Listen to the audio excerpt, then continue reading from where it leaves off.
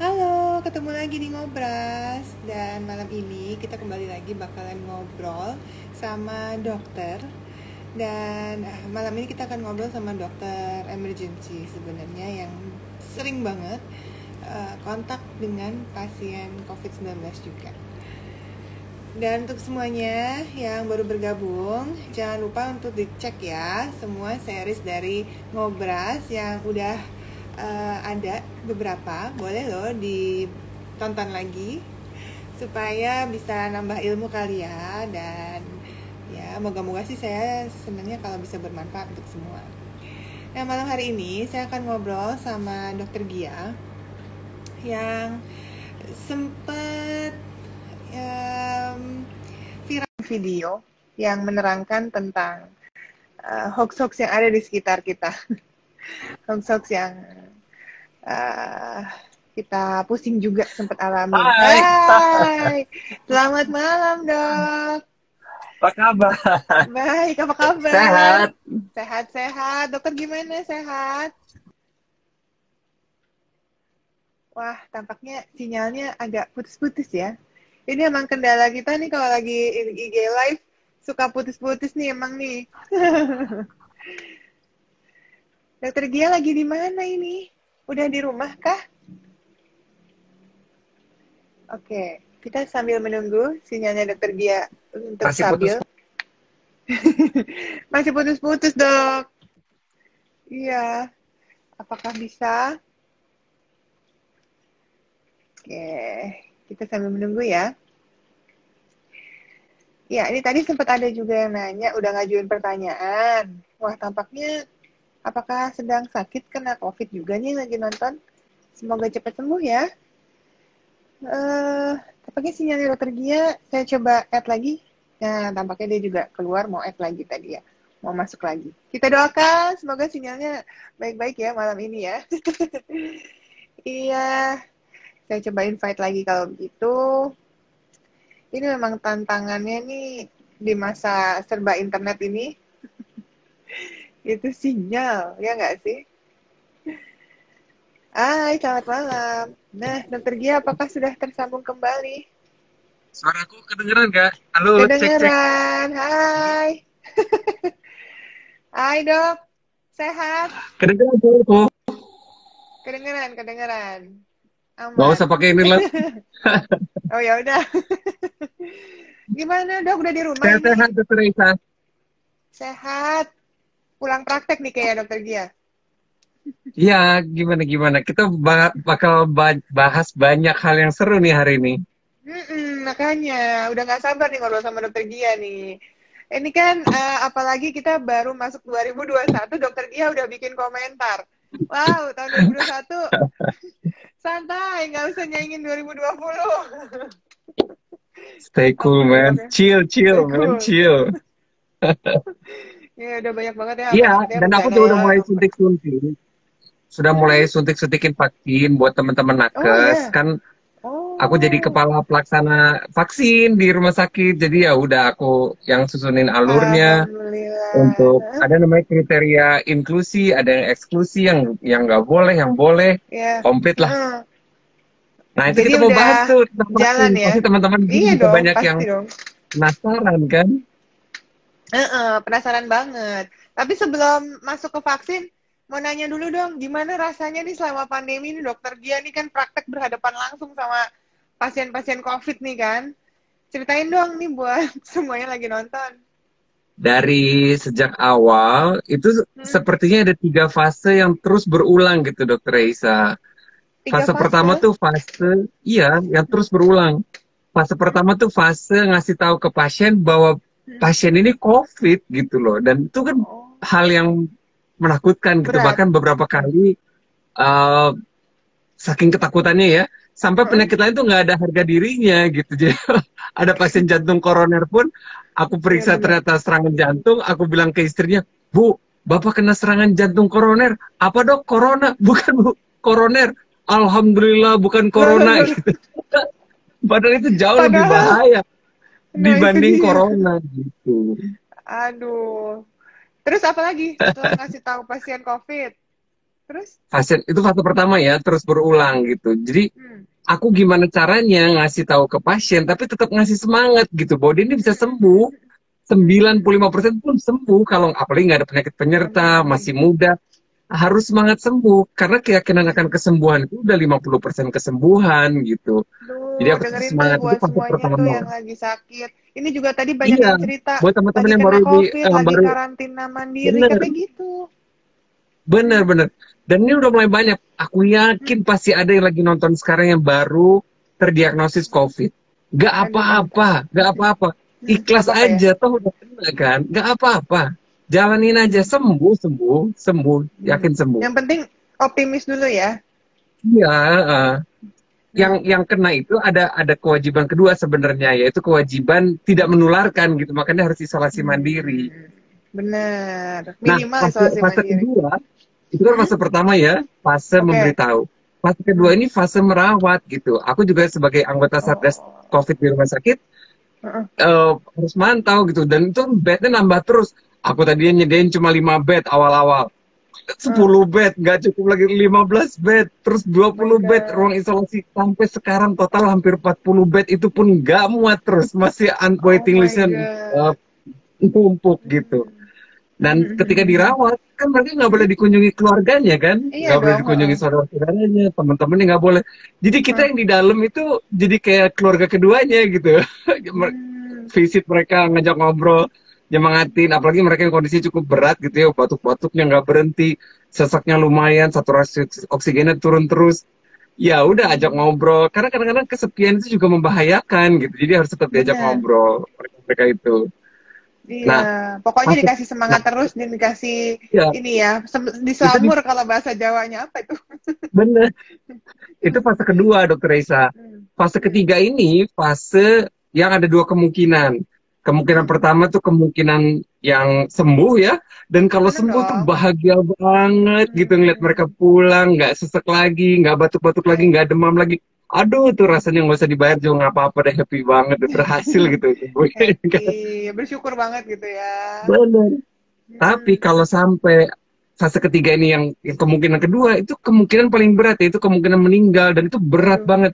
Ada beberapa kasus, aku telepon, kan ini seorang ayah ya, seorang Hmm. ayah terus meninggal, aku telepon anaknya juga masih belasan tahun, Dokter Raisa. Aku telepon anaknya untuk datang gitu ke rumah sakit. Gak bisa datang juga karena dia positif COVID. Di saat yang bersamaan ibunya dirawat di rumah sakit lain dan meninggal juga. Jadi dia sebatang Aduh. kara. Aduh, gimana coba? Aduh, aduh, aduh, Aduh, aku aduh, aduh bilang, miris. nelfonnya tuh, aduh, dia sambil nangis lah pasti ya. Iya, iya, Aduh, iya. Kak, kamu yang tabah ya, Kak, gitu. Aku nyemangatin dia. Aku cuma bisa kasih tahu lewat telepon akhirnya. Dia nggak bisa datang juga kan, gitu. Ya akhirnya Hmm. keluarganya sesuai protokol, ayahnya ini, almarhumah ini ya sesuai protokol COVID, dimakaminnya Dimakamkan ya. gitu. Dan Hmm. Aduh tentang sedih tentang kalau denger yang begitu-begitu. Apalagi bener, nih dan kasusnya yang tentang meninggal nih lately parah banget ya kan dok. dua-duanya gitu. Dan tentang pemakaman yang Oke. seperti ini kan sungguh tidak lazim kan buat masyarakat kita, Hmm. pakai plastik, pakai peti gitu ya. Itu kan satu hal yang sangat-sangat tidak Peti. lazim gitu buat, dan itu kan hal baru Hmm. gitu. Makanya pasti shock banget. Beberapa keluarga benar-benar menolak untuk dilakukan itu gitu. Dan ya sebenarnya bukan Iya. hanya nyembuhin penyakit yang, tapi masalah sosial seperti ini, Dokter Isa, yang dihadapi Benar, sehari-hari. benar, benar. Iya, jadi ini penyakitnya sebenarnya kalau aku bilang kompleks ya dokter Gia ya. Jadi ini penyakit yang bukan cuma mempengaruhi fisik tapi psikis kita juga, aduh, nggak cuma yang kena Kena, sakit tapi kena keluarganya rasa. juga gitu kan. Iya, iya banget, iya banget. Dan by the way, virus ini Hmm. itu kan bisa, Hmm. si virus ini itu bisa nempel ke semua sel tubuh kita yang memiliki reseptor ACE2 gitu. Masalahnya reseptor ACE2 itu ada di mana-mana kan, bukan hanya di saluran nafas. Betul, di situ banyak. Tapi juga bisa di otak, bisa di pencernaan juga. Makanya Hmm. penyakit ini sebenarnya sistemik gitu, bisa gejalanya bervariasi. Dan itu yang aku Hmm. alami selama ini ya. Dari 100% pasienku, memang hanya 5-10% yang berat banget sampai butuh ICU dan ventilator. 60%-nya gejalanya Wow. bervariasi. Batuk, demam, Hmm. sesak, diare, mual Hmm. muntah. Hmm. Yang 30% nggak ada gejalanya gitu. Nah, yang bervariasi ini tuh Hmm. karena reseptor ACE-nya itu ada di mana-mana, bukan hanya di saluran nafas. Oke. Aduh, emang sih Ini saya ngebaca report yang saya tahu kan selama ini cuma data ya. Dan ini nggak pernah ini loh dok, nggak pernah terbayangkan saya baca udah seminggu terakhir ini kayaknya kok yang namanya jumlah kematian itu kok 300 lebih, 250 lebih. Selalu rata-rata tuh selalu mendekati angka 300 gitu. Masa dalam sempat berapa hari ya? 3 hari yang lalu sama 3 hari berturut-turut udah lebih dari 1.000 orang yang meninggal gitu. Jadi rasanya kalau ada yang masih nganggap remeh penyakit ini kok ya heran gitu. Ini ada di tinggal dibaca datanya bahwa ini penyakit yang sangat serius gitu ya. Iya, iya. Dan ada kabar kurang gembiranya adalah dari positivity rate-nya. Jadi aku bayangkan sebenarnya masyarakat baru ketahui itu tuh ya nggak banyak. Jadi kan yang angka meninggal sebenarnya dari dunia ya itu 2-3% kan Dokter Risa. 2-3%. Oke. Kok nggak matching sama angka kita? Angka kita kok nggak lebih dari 2-3% dong dengan angka kematian ratus gitu.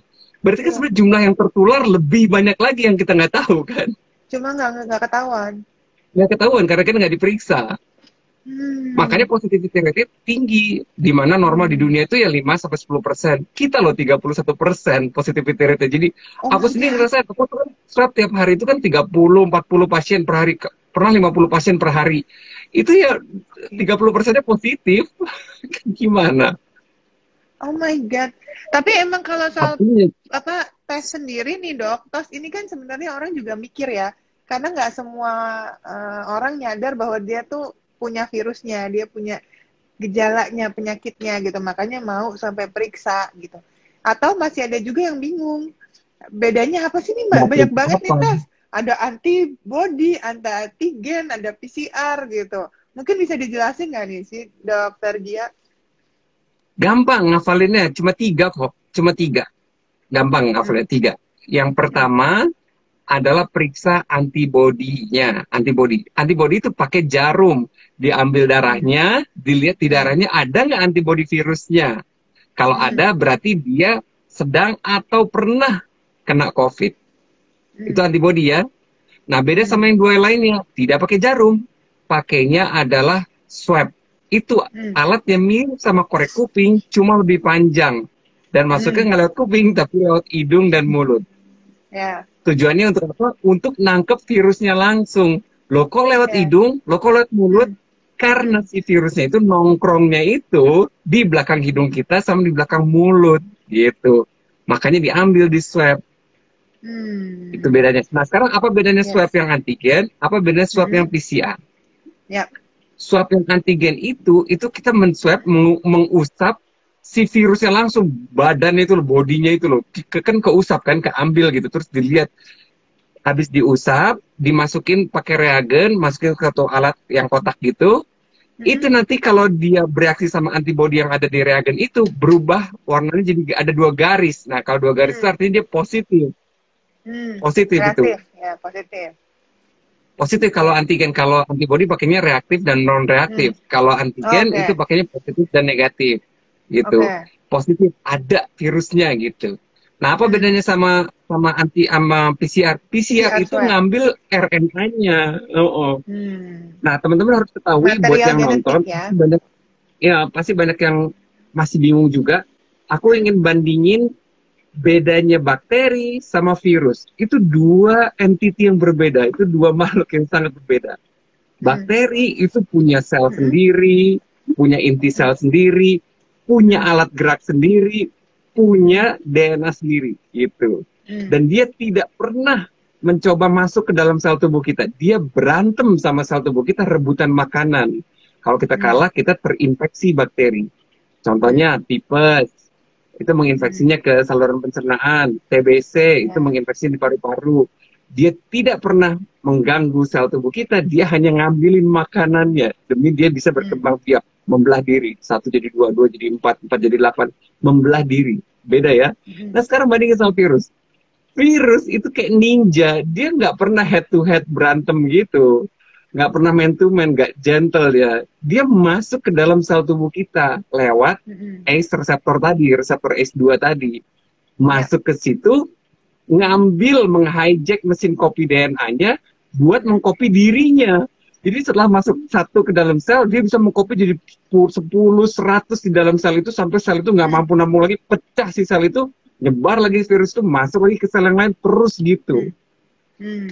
Dan daya rusaknya luar biasa. Contohnya COVID ini, di daya rusak ke paru-parunya luar biasa.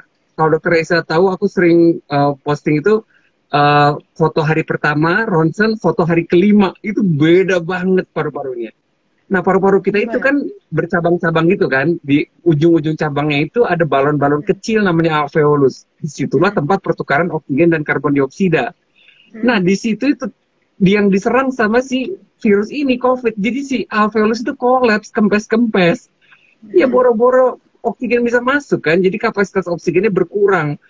Ya, 5 liter turun jadi 4 liter, jadi 3 liter. Akhirnya saturasi oksigennya berkurang. Nah, buat teman-teman yang belum tahu apa itu saturasi oksigen itu adalah berapa persen oksigen yang teman-teman hirup yang berhasil masuk ke dalam darah kita. Normalnya kalau teman-teman hirup 1 liter gitu, 95% ke atas itu berhasil masuk ke dalam darah. Itu normal, itu sehat. Kalau di bawah 95 berarti hipoksia, saturasi oksigen dalam darah turun. Dan kalau itu turun, bahaya, karena seluruh sel tubuh kita butuh oksigen untuk bisa bermetabolisme gitu. Nah, itu yang membahayakan di pasien COVID. Kalau saturasinya terus turun terus.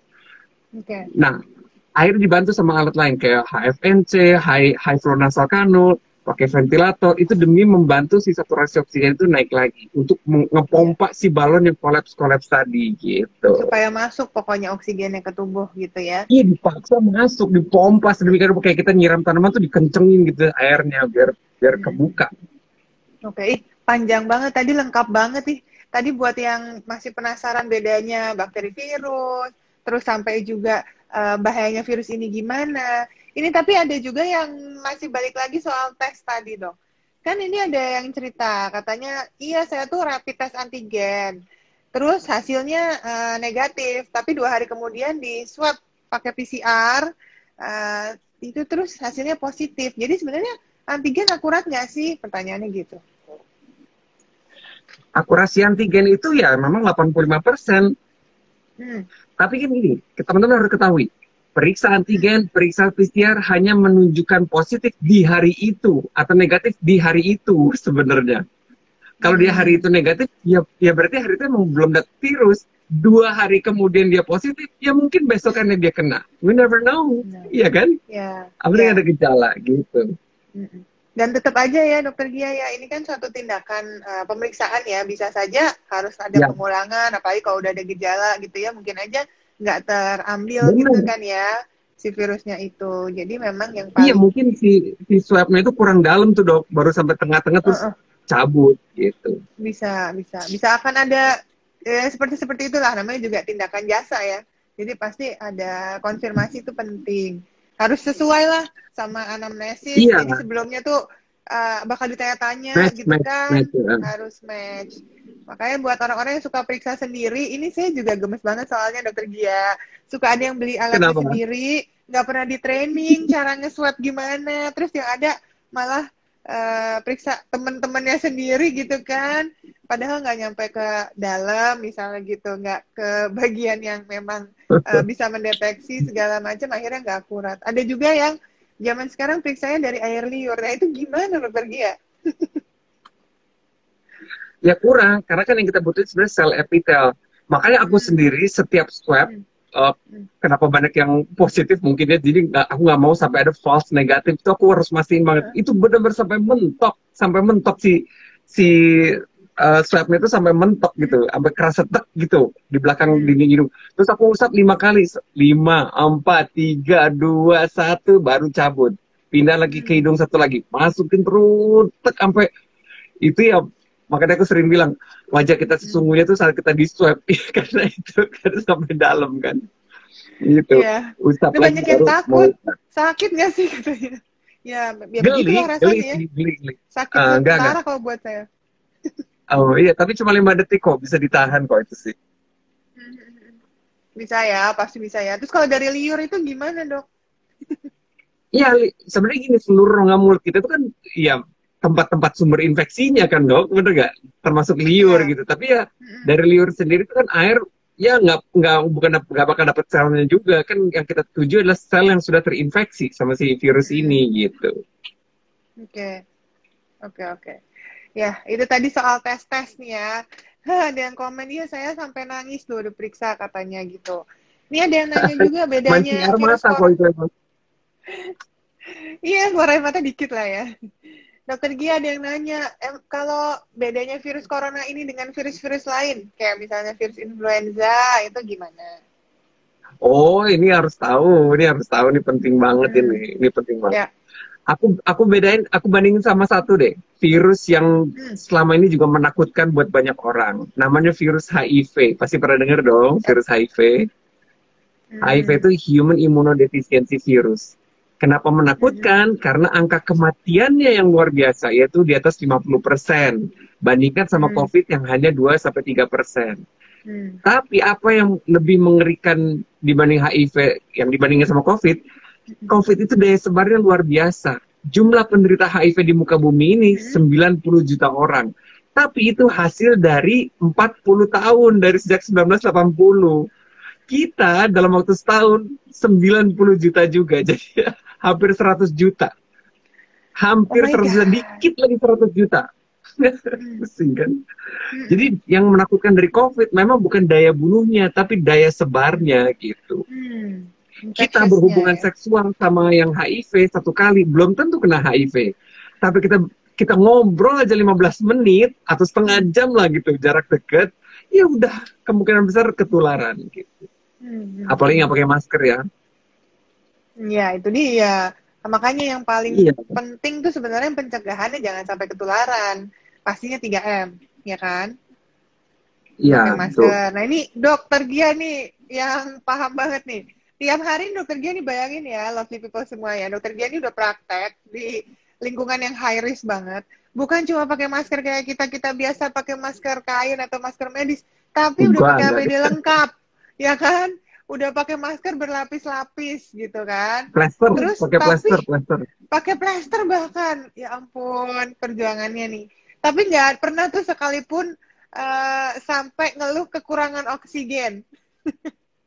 Karena saya gemes banget sama orang yang disuruh pakai masker, alasannya nggak mau sesek kurang oksigen, nanti nggak bagus buat badan.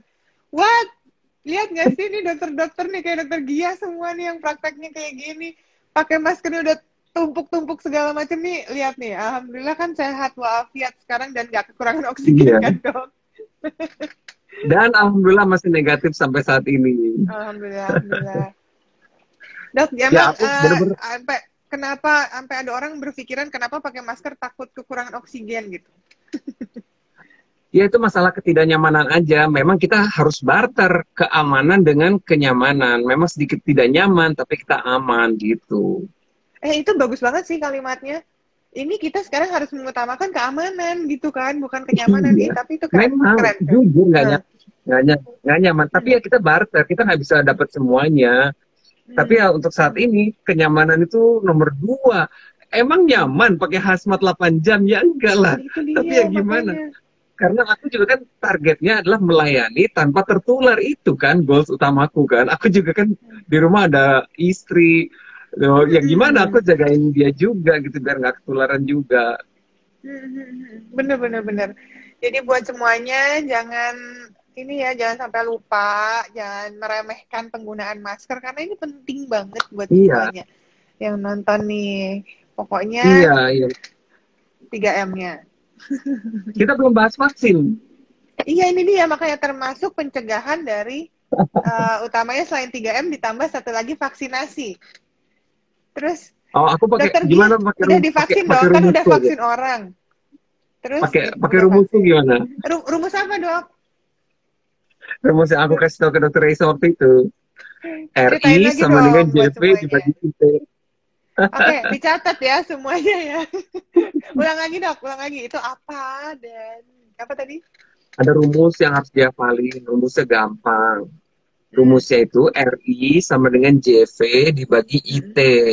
RI itu resiko infeksi. JV itu jumlah virus. IT itu imunitas tubuh. Nah, gimana cara kita menurunkan resiko infeksi? Ya kita turunkan jumlah virus dan menaikkan imunitas tubuh. Tuh. 3M, pakai masker, menjaga jarak, mencuci tangan, itu dalam rangka menurunkan jumlah virus. Tapi kita juga Ya. jangan lupa untuk yang meningkatkan IT, imunitas Hmm. tubuh. Gimana caranya? Ya makan yang Hmm. benar, sayur, buah, vitamin, Hmm. Hmm. ya buah ya, olahraga yang Hmm. cukup, tidur yang cukup, plus vaksin.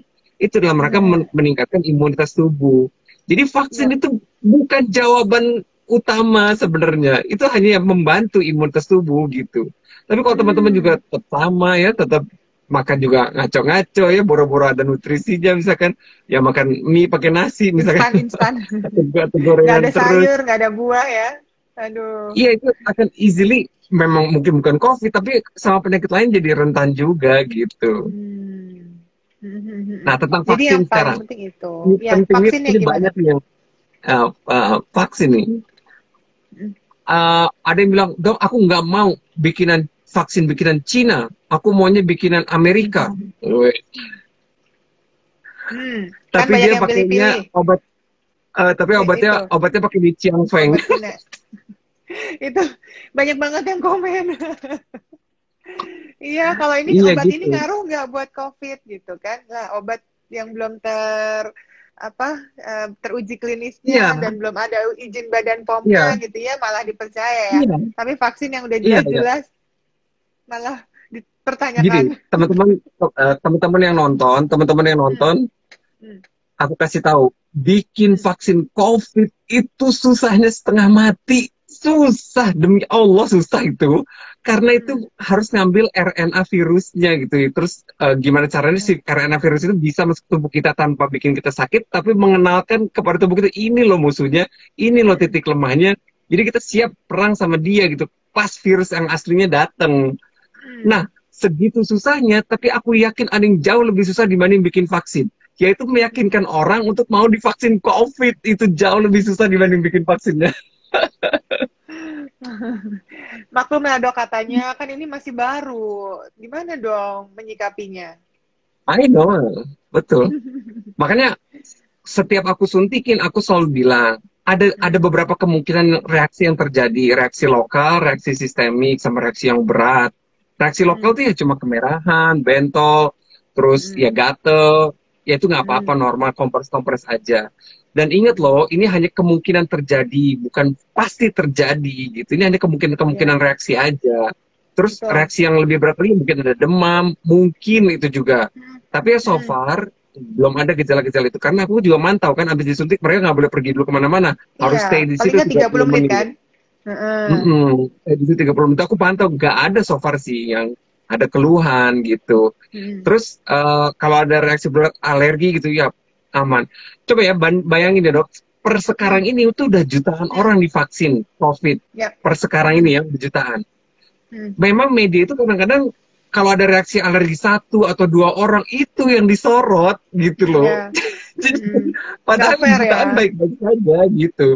Yang nggak Hmm. sampai satu lusin orang, nggak sampai 5 orang bisa dihitung pakai jari yang kejadian alergi, tapi yang di blow up yang itu gitu. Dan itu kan Iya. nggak, kurang bijaksana menurut saya sih Kalau gitu. sampai ada Karena ya, kejadian alerginya, tetap ada solusinya kan dok? ya namanya kita masukin ke KIPI. Bener-bener aku Hmm. salut banget sama Kementerian Kesehatan sekarang. Dia bener-bener Hmm. nyiapin salah satu website ya, keamanan Ya. vaksin. Kita harus lapor ada gejala sedikit pun, eh, Hmm. namanya KIPI ya, kejadian Hmm. ikutan pasca imunisasi, itu harus Hmm. dilaporin gitu. Hmm. Dan kepantau seberapa berat dan apa yang Ya. sudah dilakukan terhadap kondisi Hmm. itu gitu. Yang paling kita Hmm. takutin adalah reaksi alergi berat ya, namanya anafilaktik gitu. Bengkak, terus Ya. tensinya turun, terus sesak nafas. Itu pun udah siap. Bahkan alat untuk reaksi anafilaktik itu ada di sebelah kananku. Jadi kalaupun terjadi apa-apa, langsung aku siap Langsung lakuin apapun suntik. yang perlu dilakukan di situ.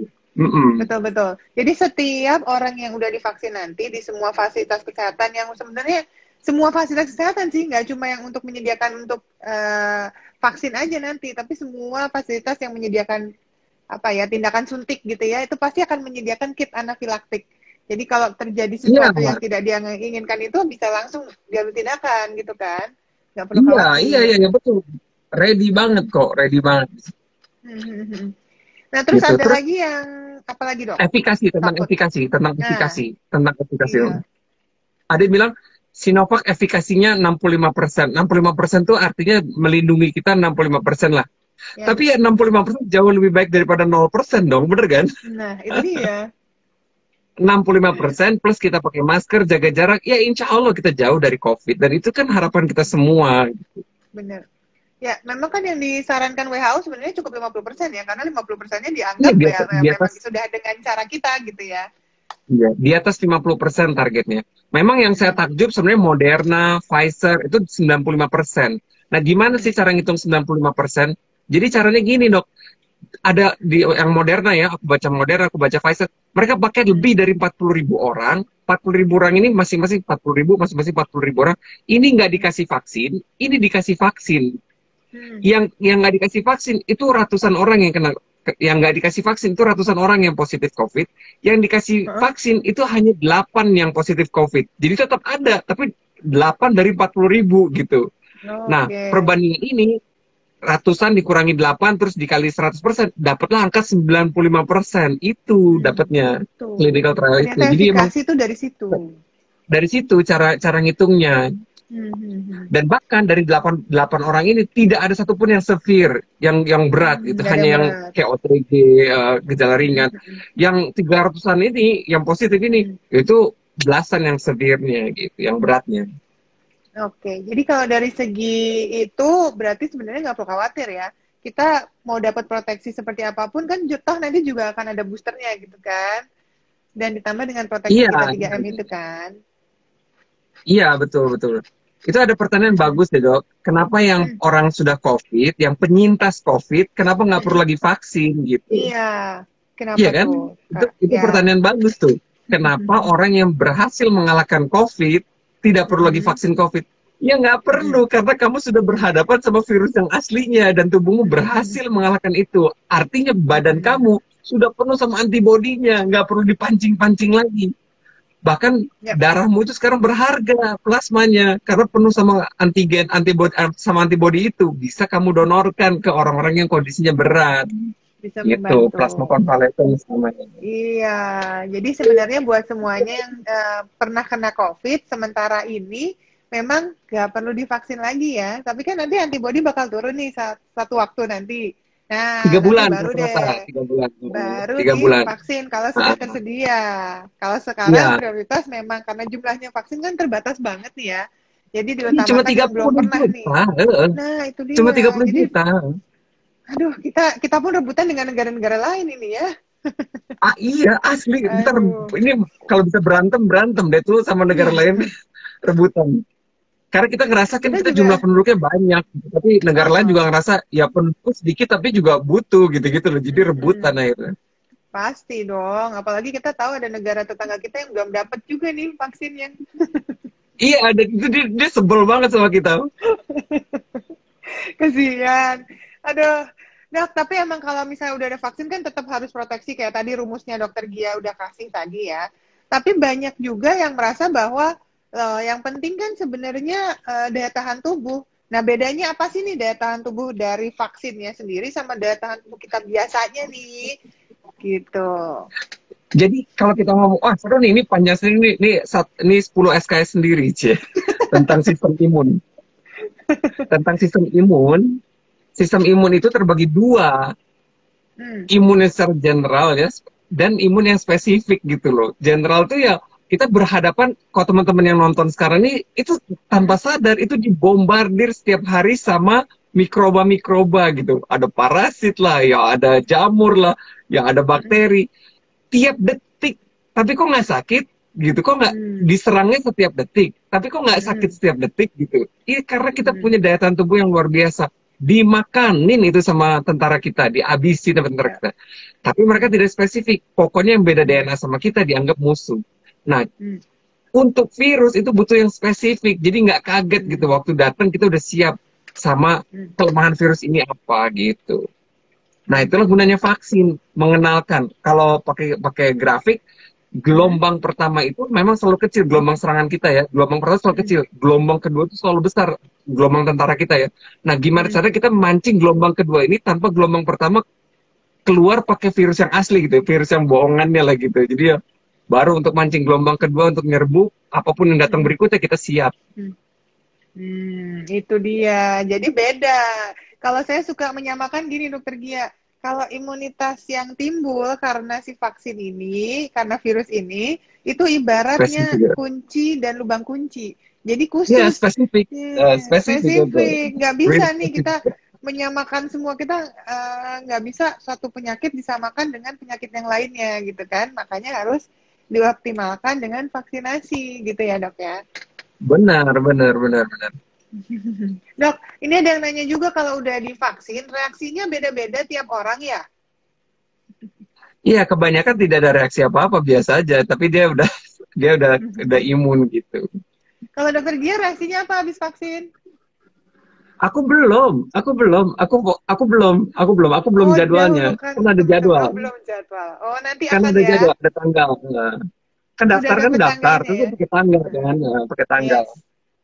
Yes. Terus aku Yeay, berarti. mau nunjukin ini nih, Nah jarum. ini, aku mau masuk Aku ke gemes hoax. banget. Iya, ini dokter Gia sempat bikin video nih. Jadi lovely people semua, kita kan banyak banget dibombardir sama hoax-hoax yang beredar ya. Mau di WhatsApp grup, mau di mana-mana lah gitu ya. Yang katanya kemarin vaksinnya dari Pak Presiden Joko Widodo katanya nggak efektif. Nggak habis soalnya vaksinnya kita dibohongin, vaksinnya nggak disuntikin katanya. Sampai saking gemesnya dokter Gia nih bikin video yang di like juga nih. Yang pastinya coba dok diulang lagi videonya di sini buat Jadi yang lagi nonton. buat teman-teman yang nonton atau buat teman-teman yang lihat video orang yang bilang tuh lihat tuh belum habis udah dicabut, coba tuh, ampun deh, masa udah dicabut, itu vaksinnya masih ada tuh, udah dicabut, gimana sih? Sambil nunjukin yang biru-biru itu kan, yang warna biru-biru Iya. itu. Nah, aku pengen kasih tahu buat teman-teman yang nonton, nih aku bawa jarumnya. Ini aku buka, ini juga masih siap. di seal loh, masih di seal, Oh itu masih seal, aku saya udah buka. dibuka. Eh, Ini masih ada yang di seal. jadi jarum itu ada tiga komponen. Pertama kepalanya, nih tuh, ini kepalanya. Yang warna biru-biru itu ini kepala jarumnya. Nah, ini warnanya ini aku nggak biru, tapi ya ini. aku juga ada, tapi warnanya juga nggak biru nih. Tapi ya inilah pokoknya kepalanya ya. Digabungin jadi gini tuh. Nah, yang dilihat itu sebenarnya jangan biru-biru ya, tapi yang hitam-hitamnya. Pertama, aku masukin dulu si vaksinnya 5 cc, ini setengah cc nih, segini nih. Ini aku buka, ambil, aku tusukin, baru aku injeksi ini nih, gerak nih hitam-hitamnya itu sampai habis dan klek. Nah, ini namanya one shot ya. Jadi sekali pakai langsung destroy, dia nggak bisa dipakai lagi tuh, langsung nggak bisa dipakai, dia dibuang langsung. Itu habis. Jadi yang dimasukin ke Pak Jokowi itu iya, Pak Jokowi juga menerima 0,5 cc vaksin masuk ke dalam tubuhnya Pak Jokowi. Benar. Nih, jadi buat yang penasaran 0,5 cc itu seberapa sih? Jadi kalau diperhatiin dokternya akan megangnya begini ya. Jadi akan ada putih-putih nih cairannya, warnanya bening nih. Nah, cairan beningnya di belakang tangannya. Ya, jadi waktu profnya nyuntikin, ini kelihatan. Ini akan maju ke depan. Tapi memang pasti nggak akan, si hitam-hitamnya nggak akan sampai ke jarumnya, bayangin nih. Nggak akan nyampe ke sini, karena kan ini ada kepalanya di antaranya. Iya, itu mentok, iya itu mentok. Mentok banget. Gitu ya. Nih, jadi aku buka lagi yang kedua. Ya. Kalau ini juga sama. Nah, ini juga sekali pakai, gitu. Iya. Sama ya tuh. Sklek terus abis itu kebuang nanti nih, nggak bisa dibuka lagi gitu. Terakhir. Jadi cuma one shot abis itu udah. Iya. Ya betul, satu orang satu vaksin sekali buang gitunya ya. Iya. Oh, tentang suhu vaksin. Jadi ini ada yang lucu banget komennya. Udah leave grup aja WA-nya yang unfaedah katanya. Dok, satu lagi, saya mau ngasih tahu buat orang-orang yang sempat komen juga di WA grup itu tentang vaksin tadi ya. Kan banyak yang bilang, jangan pakai spet yang 1 cc karena kurang. Padahal isinya kan cuma 0,5. 0,5 itu cuma setengah ya, setengah spet gini ya, setengah suntikan, ya kan? Iya. Kalau dikasih yang ukurannya besar, 0,5 itu ya ampun, begini, yang ada nanti udaranya yang masuk. Nih, padahal kita tahu Nah, kalau mau itu yang nyuntikin harus kita segala jaga, nggak sesuatu, boleh di udara. nggak boleh ada udara. Bener ya dok ya? Nggak Iya, boleh. iya. Jadi kalau pakai spatnya Nih, segede-gede ini gini, terus isinya cuma yang 0,5, tulisan itu. ya gimana caranya? Mm-mm. Yang ada Iya, udaranya nanti ikut 0,5. masuk ke suntik. Benar, benar, benar. Itu yang bikin pegel juga kalau udaranya masuk kan, Iya, makanya. gitu. Ya udah tercerahkan nih tadi soal itu. Apalagi dok? Ada hoax-hoax absurd. Gemes ya kadang-kadang, aduh Eh, Tuhan, tapi ya gimana. Ya ini PR kita bersama lah. ya. Aku kan juga, aku juga nggak ngerti tentang komputer atau tentang cryptocurrency gitu tuh, pasti aku awam di bidang itu. Ya mungkin mereka juga sama kayak lihat kita di bidang ini gitu, yang harus kita jelasin sederhana mungkin, sampai bahasa yang paling sederhana mungkin sampai mereka oh gitu toh Iya, gitu iya, sampai iya. akhirnya ngerti. Sekarang Sampai cara kerja vaksin, oke. cara kerja Itu vaksin ya. berhubungan sama tadi cryptocurrency dan lain-lain. Ada yang katanya dimasukin chip. Aku sampai inget sampai geli tadi. Ya ampun. Chip itu adalah benda padat. Oke, ini benda cair. Secara Gak molekul juga bisa. beda. Kebanyakan nonton film. Ya, nggak ada tuh gitu-gitu. Itu Susah, susah. fiksi-fiksi. Walaupun ini pertama ya, apa Heeh. tujuannya masukin ke chip ke kita gitu? Gak ada yang bisa, aku sih nggak ada yang bisa dibanggakan juga dari aku dipantau 24 jam juga aku kayaknya nggak melakukan apa-apa yang mengerikan, malah kan sekarang sedikit membosankan. ada, Apa yang mau ada yang dilihat? lucu. Ada yang komen di Twitter, aku lupa tapi namanya siapa ya. Dia bilang gini, aduh ngapain sih masukin chip gitu kayak lo, emang lo siapa katanya. Aduh di ghosting mantan aja, ghosting mantan aja udah bagus gitu. Aduh Oh aku iya, ngakak pokoknya. Ya ampun, iya iya bang, lucu. iya bang, Tapi iya banyak yang bang. motong-motong video itu loh dok. Jadi kayak kalau misalnya di chip itu sebenarnya penjelasan Pak Erick Thohir juga itu maksudnya di kemasannya supaya si vaksinnya nggak hilang gitu, bukan di dalam cairan vaksinnya. Jadi kalau di kemasannya itu emang ada supaya untuk mendeteksi kalau vaksinnya ini adanya beredarannya di mana. Tapi ya maksudnya kemasan si vaksinnya gitu untuk distribusi. Jadi Iya jangan iya iya itu dipotong-potong. Ya, ada ya, ya. Tadi batch-nya, dokter ada mau batch-nya. jelasin soal suhu. Jadi buat teman-teman yang nanya, aku maunya Pfizer, aku maunya Moderna, aku maunya Hmm, AstraZeneca, misalnya gitu. Aku hmm, nggak mau Sinovac, misal ya. hmm, Untuk AstraZeneca, Moderna, Pfizer itu hmm. butuh suhu yang minus gitu, minus sekian derajat gitu. Hmm. Sedangkan pakai apa kita Minus 70 ya? distribusi minus 70 dan harus ke Papua, harus ke Sulawesi, harus ke Halmahera tuh gimana caranya gitu. Nah, kalau Hmm. Sinovac ini suhunya cukup 2 sampai 8 derajat aja. Kan artinya di kulkas kita Ya. semua bisa kan. Dan semua Hmm. daerah pasti punya kulkas lah gitu. Gampang gitu Hmm. distribusinya. Dan itu PR Hmm. banget buat Indonesia tuh logistik loh. Negara kita tuh benar-benar Betul. secara logistik itu nightmare Tantangan. sebenarnya. Hmm. Nah, gitu. Dan ini kita Hmm. gimana cara distribusi vaksin ini? Itu PR banget. Ya kan, bikin vaksinnya Ya. susah, Hmm. distribusinya susah, meyakinkan Hmm. orang lain untuk vaksin juga setengah mati susah. Jadi ini Itu benar dia. PR berat buat bangsa kita gitu. Tapi harus Tantangan cepetan, terbesar. Bener, ya dalam harus waktu singkat. cepet-cepetan karena tiap harinya meninggal banyak. Kita mau biarin ini terus-menerus gini ratus-ratus orang meninggal Aduh, penuh. jangan Oh, dong. penuh juga udah penuh kok. Gitu mau sampai kapan? Kan harus segera selesai. Terus mau sampai kapan resesi ekonominya? Mau Hmm. diterusin?